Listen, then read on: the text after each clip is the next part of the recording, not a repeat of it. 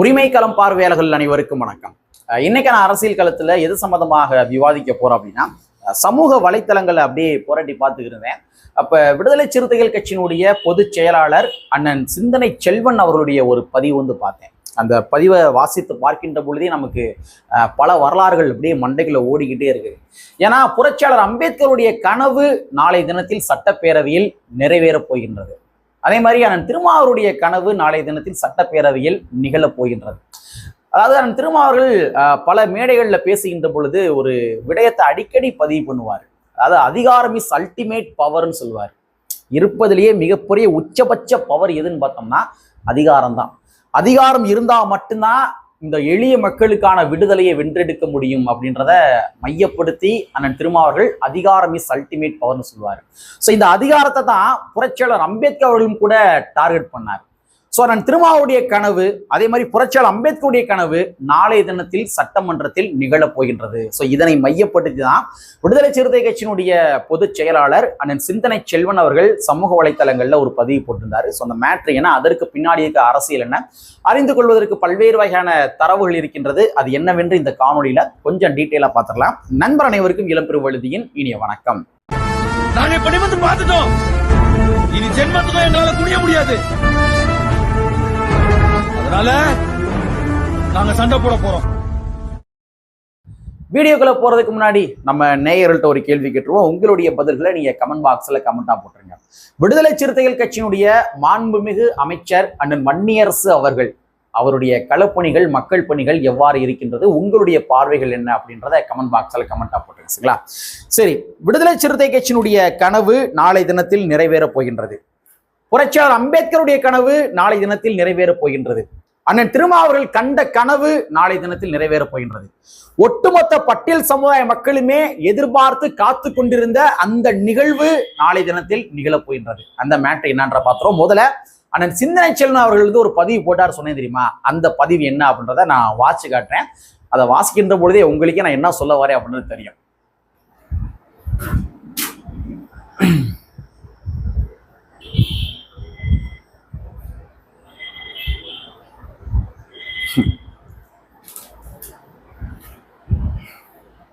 அண்ணன் சிந்தனை செல்வன் அவர்கள் தன்னுடைய சமூக வலைதள பக்கத்துல இப்படி பதிவு போட்டிருக்காரு. அதாவது நாளை ஆகஸ்ட் 27 சமூக நீதியின் புதிய அத்தியாயம். சமூக நீதியின் புதிய அத்தியாயம். நாளை சட்டப்பேரவையில் விடுதலை சிறுத்தைகள் முன்வைக்க போகும் முதல் மானிய கோரிக்கை. நாளை சட்டப்பேரவையில் விடுதலை சிறுத்தைகள் முன்வைக்க போகும் முதல் மானிய கோரிக்கை. நாளை தமிழ்நாடு சட்டப்பேரவையில் மாண்புமிகு சமூக நீதித்துறை அமைச்சராக தனது முதல் மானிய கோரிக்கையை முன்வைக்கவிருக்கும் அன்பு தோழர் வன்னியரசுக்கு என்னுடைய நெஞ்சம் நிறைந்த நல்வாழ்த்துக்கள் அப்படின்ற மாதிரி வாழ்த்துக்களை பகிர்ந்திருக்கின்றார். மானிய கோரிக்கை. அந்த மானிய கோரிக்கைன்னா என்ன அப்படின்றத நான் பின்னாடி சொல்றேன், சரிங்களா? மானிய கோரிக்கை. பதவி என்பது தனிப்பட்ட அதிகாரத்தின் அடையாளம் அல்ல. பதவி என்பது தனிப்பட்ட அதிகாரத்தின் அடையாளம் அல்ல. சனாதனத்தால் ஒடுக்கப்பட்ட பூர்வ தமிழ் குடிகளை அதிகார மையத்தை நோக்கி நகர்த்தி செல்ல வேண்டிய புரட்சிகர பொறுப்பு என்பதை விடுதலை சிறுத்தைகள் அறிவோம் அப்படின்ற விடயத்தை பதிவு கொண்டார். இதுக்குள்ளலாம் ரொம்ப ஒரு ஆழமான கருத்துக்கள் இருக்கின்றது. அது என்னன்றதை நான் அடுத்து நோட் பண்ணி வச்சிருக்கேன், நான் எக்ஸ்பிரஷன் கொடுக்குறீங்களா? விடுதலை களத்திலும் கருத்தியல் தளத்திலும் கடந்த 30 ஆண்டுகளுக்கும் மேலாக சமரசமின்றி போராடி வருபவர் தோழர் வன்னியரசு அவர்கள். எழுச்சி தமிழரோடு ஈடு இணையற்ற தளபதி இவர் என்பதை யாரும் மறுக்கவியலாது. போராட்ட களத்தில் தெரிந்த தோழர் வன்னியரசு குரல் நாளை அரசின் கொள்கை முடிவாகவும் நல திட்டங்களாகவும் அரசாங்க நிதி ஒதுக்கீடுகளாகவும் மாறவிருக்கின்றது என்பதை எண்ணும் பொழுது மனம் பெருமிதத்தால் மிதக்கின்றது. ஆனால் சிந்தனை செல்வன் அவர்களுக்கு மட்டும் கிடையாதுங்க, ஒட்டுமொத்த பட்டியல் சமுதாய மக்கள் இருக்காங்க தெரியுமா, ஒட்டுமொத்த விளிம்பு நிலை மக்கள் இருக்காங்க தெரியுமா, அவர்கள் அனைவருக்குமே நாளைக்கு அந்த வன்னியரசு அவர்கள் சட்டமன்றத்துல மானிய கோரிக்கை வைக்க போறாரு என்பதை நினைக்கும் பொழுதே எல்லோருக்குமே இங்க இருக்க ஜனநாயகவாதிகள் உட்பட எல்லோருக்குமே பெருமிதத்தால் மனம் மிதக்கின்றது. சமத்துவத்திற்கான போரில் சாதி ஒழிப்பு தளத்தில் களப்பணியான தோழர்களுக்கு செலுத்தும் உண்மையான அஞ்சலியாக செயல் வடிவமான செவ்வணக்கமாக உங்கள் உரை அமையட்டும் அப்படின்ற மாதிரி அந்த வன்னியரசு அவர்களுக்கு வாழ்த்து பகிர்றாரு. தங்களின் முதல் மானிய கோரிக்கை என்பது ஒரு துறையின் நிதி கோரிக்கையாக மட்டுமல்ல. தங்களின் முதல் மானிய கோரிக்கை என்பது ஒரு துறையின் நிதி கோரிக்கையாக மட்டுமல்ல, சமூக நீதியின் அடுத்த கட்ட பாய்ச்சலுக்கான கொள்கை பிரகடனமாகவும் பட்டியல் வாழ பழங்குடியின மக்களின் மேம்பாட்டிற்கான பயணத்தின் ஒரு மைல் கல்லாகவும் அமையும் என்பதை நான் நம்புகின்றேன். நீங்க நாளைக்கு முன்வைக்க போகின்ற இந்த மானிய கோரிக்கை என்பது அது ஒரு சாதாரண விடயம் கிடையாது. அது ஒட்டுமொத்த பட்டியல் பழங்குடியின மக்களுக்கான ஒரு ஒரு ஒரு மைல்கல் அப்படின்றத சிந்தனை செல்வர்கள் பதிவு கொண்டார். அரசியல் அதிகாரம் சமூக மாற்றத்திற்கான கருவியாக மாற வேண்டும் என்பதே புரட்சியாளர் அம்பேத்கரின் வழிகாட்டுதல். அரசியல் அதிகாரம் சமூக மாற்றத்திற்கான கருவியாக மாற வேண்டும் என்பதே புரட்சியாளர் அம்பேத்கரின் வழிகாட்டுதல். அதைத்தான் அண்ணல் அம்பேத்கர் என்ன பண்றாருன்னா, என் மக்களுக்கு நானும் கட்சி தனியா வச்சிருக்கேன், இருந்தாலும் என் மக்களுக்கு எதையாச்சும் நான் செஞ்சிருன்ற காரணத்துக்காக தான் காங்கிரஸ் கூட முரண்பாடு இருந்தாலும் கூட புரட்சியாளர் அம்பேத்கர் அவர்கள் காங்கிரஸ் உடைய அமைச்சருக்கு உள்ள போய் சட்டத்துறை அமைச்சரா மாறினாரு. சோ அதிகாரம் இஸ் அல்டிமேட் பவர். அதான் அதனுடைய நீச்சியா தான் நான் திருமாவளவன் கூட அதிகாரம் இஸ் அல்டிமேட் பவர் சொன்னாரு. அதான் நான் வீடியோட ஆரம்பத்திலே சொன்னேன். சோ சமூக நீதி வெறும் மேடை பேச்சல்ல, அது சனாதனத்தின் வேர்களை வெட்டி வீழ்த்தும் ஆயுதம் என்பதுதான் எழுச்சி தமிழர் நமக்கு கற்றுத்தந்த பாடம் அப்படின்றார். சோ இவற்றை நிஜமாக்கும் பெரும் பொறுப்பை ஏற்றிருக்கும் மாண்புமிகு சமூக நீதித்துறை அமைச்சர் அன்பு தோழர் வன்னியரசு அவர்களுக்கு மீண்டும் என் மனமார்ந்த வாழ்த்துக்கள். பெற்ற தாயை நாம் இழந்திருந்தாலும் உற்ற தாயென உங்களை வாழ்த்தும் எழுச்சி தமிழர் நம் தலைவருடன் சேர்ந்து லட்சோபலட்ச சிறுத்தைகளின் சார்பில் நானும் வாழ்த்துகின்றேன். சும்மா கலக்குங்க வன்னி அப்படின்ற மாதிரி ஒரு பதிவு போட்டிருக்காரு. உள்ளபடியே ஒரு நெகிழ்ச்சி பொங்குற மாதிரி ஒரு செய்தி. இந்த செய்தியை நீங்க சமூக வலைத்தளங்கள்ல நீங்க வாட்சி பாருங்க. உள்ளபடியே இதனுடைய உள்ளார்ந்த அர்த்தங்கள் என்னன்றது உங்களுக்கு தெரியும். சோ ஒன்றும் இல்லை, நாளைக்கு என் வன்னியரசு அவர்கள் சட்டமன்றத்துல போய் முதல் மானிய கோரிக்கை பதிவு செய்ய போறாரு. ஸோ அதற்கு வாழ்த்து தெரிவிப்பதற்காக தான் சிந்தனை செல்வர்கள் இந்த பதிவு போட்டிருக்காரு. ஸோ அவருடைய பதிவை நம்ம கொஞ்சம் டீகோடிங் பண்ணிடுவோம், சரிங்களா?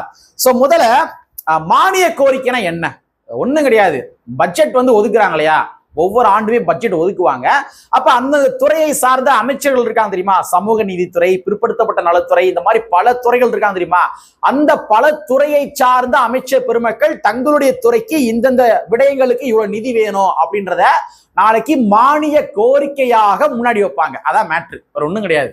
அதாவது என்னன்னா, சட்டமன்றத்துல போய் நான் சமூக நீதித்துறை அமைச்சர் என்ற காரணத்துக்காக எனக்கு அந்த சமூக நீதித்துறைக்குள்ள இருக்கிற இந்தந்த டிபார்ட்மெண்ட்டுக்கு இந்தந்த திட்டங்களுக்கு இவ்வளவு நிதி வேண்டும் என்பதை மக்கள் மன்றத்தில் சட்டமன்றத்துல ஒரு கோரிக்கையாக முன்வைப்பதற்கு பேர் தான் மானிய கோரிக்கை. மக்களே, இது நம்ம சாதாரணமா கடந்து போய்விட முடியாது. ஒரு காலகட்டத்துல கோரிக்கை மனுவை கொடுத்து கொண்டிருந்த சமூகம் இன்னைக்கு கோரிக்கையை நிறைவேற்றுகின்ற இடத்துக்கு வந்திருக்கிறாங்க. அவ்வளவு எளிதா கடந்து போயிட முடியாது. சோ நாளைக்கு ஒட்டுமொத்த பட்டியல் பழங்குடியின மக்கள் இருக்காங்க தெரியுமா, அந்த ஒட்டுமொத்த பட்டியல் பழங்குடியின மக்களுக்கான மானிய கோரிக்கையை அந்த மக்களுடைய பிரதிநிதியாக நாளைக்கு சட்டமன்றத்துல முன்னாடி வைக்க போறாரு அண்ணன் வன்னியரசு அவர்கள். சிந்தனை செல்வன் அவர்கள் சொன்ன மாதிரி நமக்கும் கூட அப்படியே மனம் அப்படியே ததும்புகின்றது. எனக்கு அப்படியே புல்ல இருக்கு இந்த விடயத்தை சொல்லும் பொழுதே, சரிங்களா? சரி, அண்ணன் சிந்தனை செல்வன் அவர்கள் சொன்ன அந்த ஒட்டுமொத்த பதிவுல நான் ஒரு ரெண்டே விடயத்தை மட்டும் நோட் பண்ணி வச்சிருக்கேன். அதை மட்டும் நான் எக்ஸ்பிளனேஷன் கொடுத்துறேன், ஓகேவா? சனாதனத்தால் ஒடுக்கப்பட்ட பூர்வ தமிழ் குடிகளை அதிகார மையத்தை நோக்கி நகர்த்தி செல்ல வேண்டிய புரட்சிகர பொறுப்பு என்பதை சிறுத்தைகள் அறிவோம். அதாவது சனாதனத்தால் ஒடுக்கப்பட்ட இங்க இருக்கிற பூர்வக்குடி மக்கள் இருக்காங்க தெரியுமா, சோ அந்த பூர்வக்குடி மக்களை அதிகார மையத்தை நோக்கி நகர்த்துவதுதான் சிறுத்தைகளுடைய தலையாய பொறுப்பு என்பதை சிறுத்தைகள் அறிவோன்ற பதிவு கொண்டார். அப்ப அதிகாரம் இஸ் அல்டிமேட் பவர். இங்க இருக்கிற மக்கள் இருக்காங்க இல்லையா, பட்டியல் பழங்குடியின மக்கள், இந்த மக்களை அதிகாரத்தை நோக்கி நகர்த்துவதுதான் சிறுத்தைகளுடைய முதல் கட்ட பணி. இதைத்தான் நான் ஆரம்பத்திலே சமூக வலைத்தளங்களை பதிவு பண்ணிட்டே வாரேன். இன்னைக்கு நமக்கு விடுதலை சிறுத்தை கட்சிக்கு ஒரு அமைச்சர் இருக்கிறாங்க அப்படின்னா, இந்த ஒரு அமைச்சர் பதவியை 2 அமைச்சர்களாக கன்வெர்ட் பண்ணணும், முன்னோக்கி நகர்ந்து போகணும். 2 அமைச்சர்களா கன்வெர்ட் பண்ணணும், 3 அமைச்சர்களா கன்வெர்ட் பண்ணணும், 4 அமைச்சர்களா கன்வெர்ட் பண்ணணும். அதற்கு பின்பாக ஆளுங்கட்சியாக வரணும். சோ ஒரு அதிகார பீடத்தில் இருக்கின்ற இந்த மக்கள் அந்த அதிகாரத்தை இரட்டிப்பு அதிகாரமாக மாற்ற வேண்டும், மும்மடங்கு அதிகாரமாக மாற்ற வேண்டும். அதற்கான பணிகளைத்தான் நாம் செய்யணும். அதுக்கான பணி தான். ஏன்னா அதிகாரம் இஸ் அல்டிமேட் பவர். அதிகாரம் இல்லைன்னா ஒன்னும் ஒரு பையன் கூட மதிக்க மாட்டான். கடைசி வரைக்கும் வந்து ரோட்ல உட்காந்துட்டு சில சில சில தற்கொலைகள் சொல்லுவானுங்க. அதாவது அதிகாரம் வந்துட்டா மட்டும் என்ன ஏதோ பெரிய மாற்றம் நிகழ்ந்துட போயிருதா, பட்டியல் சமுதாய மக்களுக்கு 8 அமைச்சர் பதவி கொடுத்தா மட்டும் பெரிய மாற்றங்கள் நிகழ்ந்து விட போகின்றதா அப்படின்ற மாதிரி சில தற்கூறிகள் என்ன பண்ணுவாங்கன்னா உட்காந்துட்டு சமூக வலைத்தளம் உட்காந்து ரைட்டு பொழுதுவாங்க. அதிகாரம் தாயா எல்லாத்தையுமே வந்து தீர்மானிக்கிறது. இங்க கிட்டத்தட்ட ஒரு 15 ஆண்டு காலமாக கோயம்புத்தூர்ல தொண்டாமுத்தூர் பகுதியில அண்ணாநகர் என்று சொல்லப்படுகின்ற அந்த பகுதியில பட்டியல் சமுதாய மக்கள் வசிக்கின்றார்கள் என்ற காரணத்துக்காகவே பேருந்து விடாம இருந்தாங்க. திமுகவும் அதிமுகவும் அதிகாரம் இருந்த நாளை மட்டும்தான் உடனடியாக பேருந்து விட முடிந்தது. மாவட்ட ஆட்சியரை கேள்வி கேட்க முடிஞ்சு, ஏன் பேருந்து விடல? விடுங்க, நான் சொல்றேன், அமைச்சர் சொல்றேன், பேருந்து விடுங்க. சொல்ல முடிஞ்சா அதிகாரம். அதிகாரம் சில பேர் உட்காந்து நொன்னாட்டி எழுதுவாங்க. உட்காந்து அதிகாரம் இருந்தா மட்டும் எல்லாம் சாத்தியப்படுத்த முடியுமா? சாத்தியப்படுத்த முடியும். இங்க இருக்கிற கோயம்புத்தூர் நம்ம விழுப்புரம் பக்கத்துல கோட்டக்குப்பம் என்று சொல்லப்படுகின்ற பகுதி, அந்த பகுதியில ஏறக்குறைய ஒரு 30 ஆண்டு காலமாக பட்டியல் சமுதாய மக்களுடைய சுடுகாட வேறொரு சமுதாயம் ஆட்டையை போட்டு வச்சிருந்தாங்க. அண்ணன் வன்னியரசர் வந்து உடனடியாக மீட்டு கொடுத்தாரா? அப்ப அதிகாரம் இஸ் அல்டிமேட் பவர். அதிகாரம் இருந்தாதாங்க செய்ய முடியும். அதிகாரம் இருந்தா மட்டும் தான் இங்க இருக்கிற அதிகார வர்க்கங்கள் வந்து பயப்படுவாங்க. அமைச்சர் சொல்லிட்டாரு, செஞ்சாகணும். அமைச்சர் சொல்லிட்டாரு, அதனால வந்து இங்க விடுதிகளில் நல்ல உணவு போட்டாகணும். சோ அமைச்சர் என்பவர் ஒரு அதிகாரம் படைத்தவர் நபர். சோ அந்த அதிகாரத்தை ஒரு இரட்டிப்பு அதிகாரமாக, மும்மடங்கு அதிகாரமாக, 4 மடங்கு அதிகாரமாக மாற்றுவதுதான் நம்மளுடைய அரசியல், சிறுத்தைகளுடைய அரசியல். சோ அதைத்தான் அண்ணன் சிந்தனைச்செல்வன் சொல்றாரு. சனாதனத்தால் ஒடுக்கப்பட்ட பூர்வ குடிகளை அதிகார மையத்தை நோக்கி நகர்த்தி செல்ல வேண்டிய புரட்சிகர பொறுப்பு, இது நமக்கான புரட்சிகர பொறுப்பு என்பதை சிறுத்தைகள் அறிவோம் அப்படின்றத பதிவு பண்ணாரு. சாதாரண விடயம் கிடையாது. அடுத்து, சமத்துவத்திற்கான போரில் சாதி ஒழிப்பு களத்தில் களப்பலியான தோழர்களுக்கு செலுத்தும் உண்மையான அஞ்சலியாக, செயல் வடிவமாக, செவ்வணக்கமாக உங்கள் உரை அமையட்டும் அப்படின்னு சொல்லி வன்னியரசர்களை வாழ்த்துறாரு. எவ்வளவு ஒரு டெப்தா எழுதியிருக்காரு பாருங்க. ஏங்க, இந்த அதிகாரத்துக்காக தாங்க விடுதலை சிறுத்தை கட்சியில எத்தனையோ நபர்கள் களப்பலியா இருக்கிறாங்க. சாதாரண விடயங்களை களப்பலியா இருக்கிறாங்க. என் பின்னாடி வந்தீங்க அப்படின்னா என் கழுத்துல மாலை விழுகும், நீங்க வந்து கவுன்சிலர் ஆயிரலாம், எம்எல்ஏ ஆயிரலாம், எம்பி ஆயிரலாம் அப்படின்னு வராதிங்க. என் பின்னாடி வந்தீங்க அப்படின்னா வாயில வாக்கரிசி போட்டுட்டு வாங்க, என்னைக்கு வேண்டுமானாலும் என்னதான் நடக்கலாம். இதை சொன்னது அண்ணன் திருமாவர்கள். சோ அந்த மாதிரி இந்த பட்டியல் சமுதாய மக்களுடைய உரிமைகளுக்காக எத்தனையோ நபர்கள் விடுதலை சிறுத்தை கட்சியில தன்னை இணைத்து கொண்டு களப்பணியாற்றி களப்பலியா இருக்கிறாங்க. சாதி வெறியர்கள் மூலமாக களப்பலியா இருக்கிறாங்க. இன்னும் உதாரணம் சொல்றதா இருந்தா மேலவளவு முருகேசன், அவர் ஒரு போராளி. எப்படியாச்சும் அதிகாரத்தை பெற்றுவிட வேண்டும் என்ற காரணத்துக்காக அதிகாரத்தை பெற்று அதன் மூலமாக சாதி ஒழிப்பு காலத்துல களப்பலியான ஒரு தோழர். இத்தனைக்கு அவர் திமுக காப்பாத்தலையா? அப்ப இந்த மாதிரி எத்தனையோ நபர்கள் இந்த பட்டியல் சமுதாய மக்களுக்காக அவங்களுடைய உரிமைகளை வென்றெடுக்க வேண்டும் என்ற காரணத்துக்காக, அதிகாரத்தை நோக்கி இந்த மக்களை நகர்த்த வேண்டும் என்ற காரணத்துக்காக எத்தனையோ நபர்கள் தங்களுடைய உயிரை தியாகம் பண்ணியிருக்கிறாங்க. நம்மளுடைய ஆபீஸ்லயே கூட கிட்டத்தட்ட ஒரு 4 மாதத்திற்கு முன்பாக ஒரு குடும்பம் நம்மகிட்ட வந்து பேட்டி கொடுத்துட்டு போனாங்க. நம்ம சேனலை பார்த்த தோழர்கள் நல்லா தெரியும். அவங்களுடைய வீட்டுக்கார வந்து கொன்றுறாங்க. விடுதலை சிறுத்தை கட்சியுடைய தோழர் அவர் வீட்டுக்கார வந்து அறிவாளால வெட்டி படுகொலை பண்ணிடுறாங்க. அவங்கள பாடியை வாங்காம கிட்டத்தட்ட ஒரு 15 நாள் வந்து போராட்டம். அவங்க இந்த செய்தியை மக்கள்கிட்ட எக்ஸ்போஸ் பண்ணணும் அப்படின்ற காரணம் நம்ம சேனல் வந்து பேட்டி கொடுத்து போனாங்க. சோ இந்த மக்களை அதிகாரத்தை நோக்கி நகர்த்துவதற்காக விடுதலை சிறுத்தை கட்சியில எத்தனையோ தோழர்கள் களப்பலி ஆயிருக்கிறாங்க. முடக்காத்தான் பாண்டியன் அந்த சொல்லப்படுகிற தோழரா உங்களுக்கு தெரியுமான்றது தெரியல, பார்வையாளர்களுக்கு. மதுரையை சார்ந்தவர். அவளை எவ்வளவோ போராட்டங்கள் பண்ணியிருக்காரு. தலைவர் கூட அண்ணன் திருமாவர்கள் கூட வந்து ஒன்றாக பயணித்த ஒரு நபர்.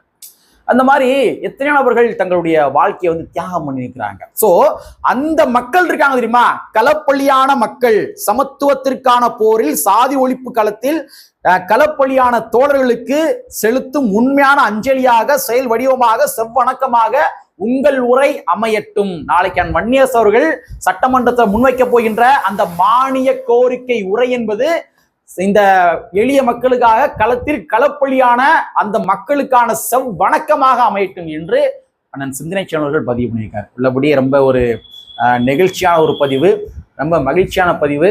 அண்ணன் வன்னியரசர்களே ஒரு பேட்டியில் சொல்லியிருப்பாரு, பட்டிக்காட்டா வந்து மிட்டாய் கடையை பார்த்த மாதிரி நாங்களாம் பார்த்துக்கிருந்தோம் ஒரு காலகட்டத்தில் இங்க இருக்கிற மக்கள். ஆனா இன்னைக்கு நாங்க கோரிக்கை மனுவை கொடுக்கின்ற இடத்துல இருந்து நாங்க இன்னைக்கு நாங்க வந்து கோரிக்கையை நிறைவேற்றுகின்ற இடத்துக்கு வந்திருக்கோம். நாங்க சட்டமன்றத்தை வெளியிருந்து வேடிக்கை பார்த்திருக்கோம், டிவிகளில் ஓடுகின்ற செய்தியை நாங்கள் வேடிக்கைப்பட்டிருக்கோம். ஆனா இன்னைக்கு நாங்க சட்டமன்றத்துக்கு உள்ளே இருந்து ஒட்டுமொத்த மக்களுடைய குறைகளை தீர்ப்பதற்காக நாங்கள் பேசியிருக்கோம். ஸோ அந்த அளவுக்கு ஒரு சமூக மாற்றம் நிகழ்ந்திருக்கின்றது அப்படின்றத அண்ணன் வன்னியரசு பதிவு பண்ணாரு. ஸோ அதனால அண்ணன் வன்னியரசு அவர்கள் பெற்ற அந்த அதிகாரம் என்பது ஒரு சாதாரண விடயம் கிடையாது. ஸோ இந்த அதிகாரத்தை அடைக்காக்க வேண்டியது இங்க இருக்க ஜனநாயகவாதிகளுடைய கடமை. இந்த அதிகாரத்தை இரட்டிப்பாக்க ஆக்க வேண்டியது இங்க இருக்க ஜனநாயகவாதிகளுடைய கடமை. இந்த அதிகாரத்தை 3 மடங்காக 4 மடங்காக 5 மடங்காக மாற்ற வேண்டியது இங்க இருக்கிற ஜனநாயகவாதிகளுடைய கடமை என்பதை கூறிக்கொண்டு நாளை சட்டமன்றத்தில் அண்ணன் வன்னியரசு அவர்கள் வைக்கப் போகின்ற அந்த மானிய கோரிக்கை என்பது வெற்றி பெற வேண்டும் என்பதை நாமும் கூட நம்முடைய நெஞ்சமறிந்த வாழ்த்துக்களை தெரிவித்துக் கொண்டு கற்பி ஒன்று செய் புரட்சி புரட்சி அமைப்பினுடைய வரியை கூறிக்கொண்டு நிறைவு செய்கின்றேன். நன்றி, வணக்கம்.